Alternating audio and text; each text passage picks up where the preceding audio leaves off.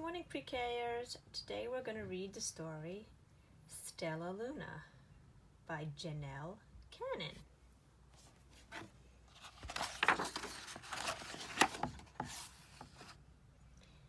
In a warm, sultry forest far, far away, there once lived a mother fruit bat and her new baby.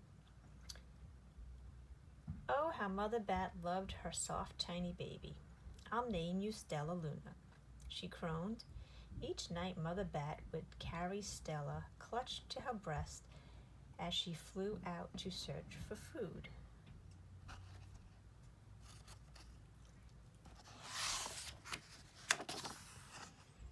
One night, as Mother Bat followed the heavy scent of ripe fruit, an owl spied her. On silent wings, the powerful bird swooped down upon the bats. Dodging and shrieking, Mother Bat tried to escape, but the owl struck again and again, knocking Stellaluna into the air. Her baby wings were as limp and useless as wet paper. Down, down she went, faster and faster, into the forest below.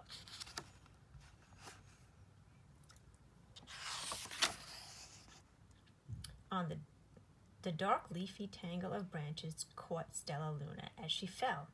One twig was small enough for Stella's teeny feet. Wrapping her wings about her, she clutched the thin branch, trembling with cold and fear. "Mother," Stellaluna squeaked, "where are you?" By daybreak, the baby bat could hold on no longer. Down, down again she dropped. See how bats sleep? They sleep all wrapped up, almost like a cocoon. Flump! Stellaluna landed headfirst in a soft, downy nest, startling the 3 baby birds who lived there. Stellaluna quickly clambered from the nest and hung out of sight below it. She listened to the babble of the 3 birds. "What was that?" cried Flap. "I don't know, but it's hanging by its feet," chirped Flitter. "Shh! Here comes Mama," hissed Pip. See Stellaluna upside down?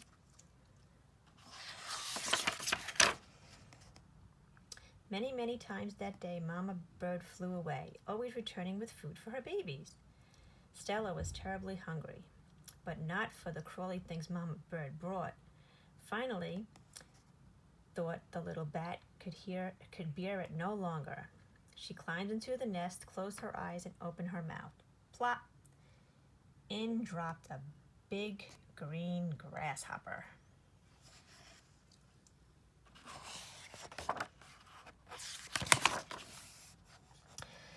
Stellaluna learned to be like the birds. She stayed awake all day and slept at night. Is that what bats do? She ate bugs and even thought they tasted awful. Her bat ways were quickly disappearing, except for one thing. Stellaluna still liked to sleep hanging by her feet. Once when Mama was away, the curious baby birds decided to try it, too. When Mama Bird came home, she saw 8 teeny feet gripping the edge of the nest. "Eek!" she cried. "Get back up here this instant. You're going to fall and break your necks." They wanted to be like Stellaluna. The birds clambered back into the nest, but Mama Bird stopped Stellaluna.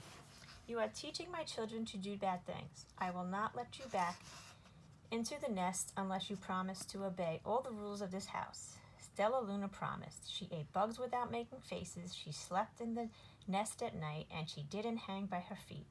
Stella behaved as good as a bird should.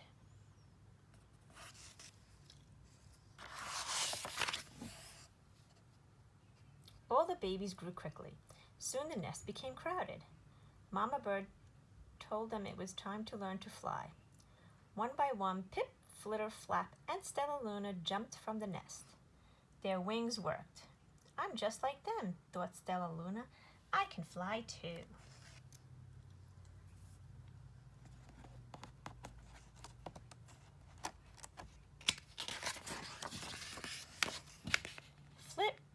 Pip, Flitter and Flap landed gracefully on a branch. Stellaluna tried to do the same.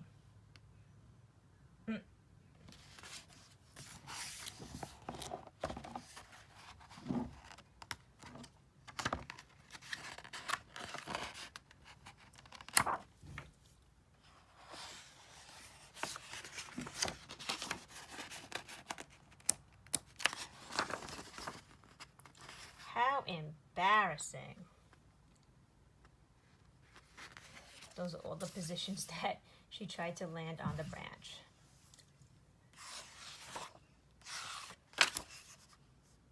I will fly all day, Stellaluna told herself. Then no one will see how clumsy I am.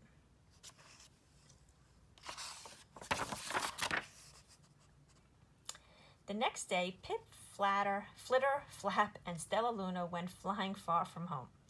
They flew for hours, exercising their new wings. The sun is setting, warned Flitter. We had better go home or we will get lost in the dark, said Flap. But Stellaluna had flown far ahead and was nowhere to be seen. The three anxious birds went home without her.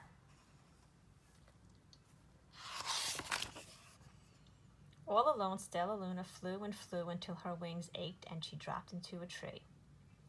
I promised not to hang by my feet, Stellaluna sighed, so she hung by her thumbs and soon fell asleep. She didn't hear the soft sound of wings coming near.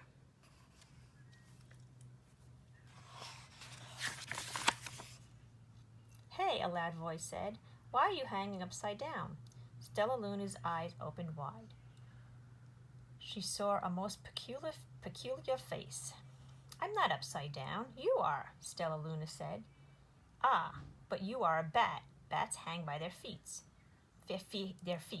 You are hanging by your thumbs, so that makes you upside down, the creature said. I'm a bat. I'm hanging by my feet. That makes me right side up. Stellaluna was confused. Mama Bird told me I was upside down. She said I was wrong. Wrong for a bird, maybe, but not for a bat.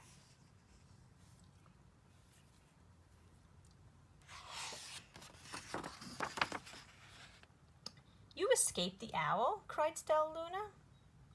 You survived. Oh, wait. Sorry, guys. Oh. More bats gathered around to see the strange young bat who behaved like a bird. Stellaluna told them her story. You ate bugs? Started one. You slept at night? Gasped another.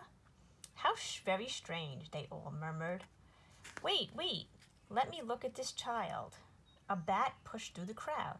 An owl attacked you, she asked. Sniffing Stellaluna's fur, she whispered, Are you Stellaluna? Are you my baby?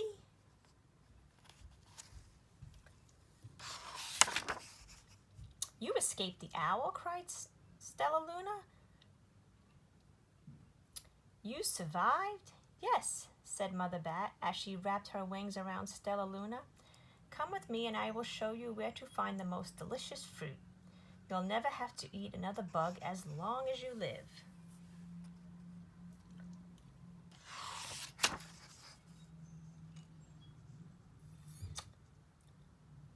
But it's nighttime, Stellaluna squeaked. We can't fly in the dark or we will crash into trees.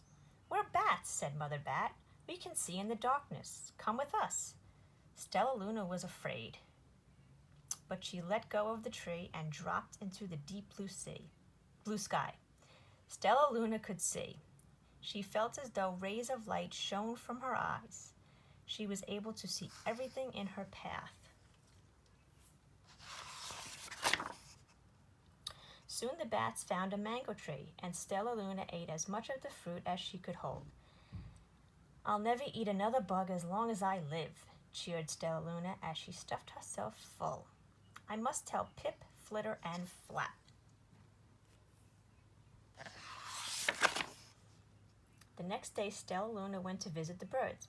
Come with me and meet my bat family, said Stellaluna. Okay, let's go, agreed Pip. They hang by their feet and they fly at night, and they eat the best food in the world, Stellaluna explained to the birds on the way. As the birds flew among the bats, Flap said, "I feel upside down here." So the birds hung by their feet. "Wait until dark," Stellaluna said excitedly. "We will fly at night."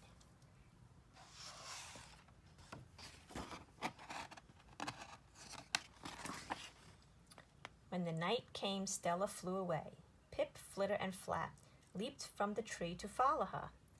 "I can't see a thing," yelled Pip. "Neither can I," howled Flitter. "Ah!" shrieked Flap. They're going to crash," gasped Stellaluna. "I must rescue them." Stellaluna swooped about, grabbing her friends in the air. She lifted them to a tree, and the birds grasped a branch. Stellaluna hung from the limb above them.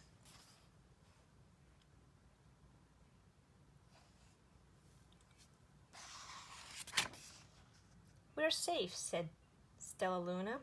Then she sighed. "I wish you could see in the dark, too." "We wish you could land on your feet," Flitter replied. Pip and Flap nodded. They perched in silence for a long time. "How can we be so different and feel so much alike?" mused Flitter.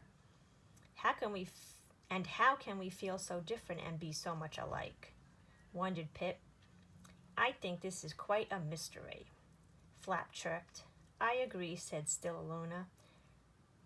"But we're friends, and that's a fact." So that was a good book, right? So now I want you to think about, at the end of the story, when Flitter wondered how the baby birds and Stella could be so different but feel so much alike. What do you think? How is that possible? So maybe you can draw a picture of your favorite part of the book and have Mom or Dad send it in. Email me or Miss Susie so I can see what your favorite part of the book was. Okay, guys, have a good day.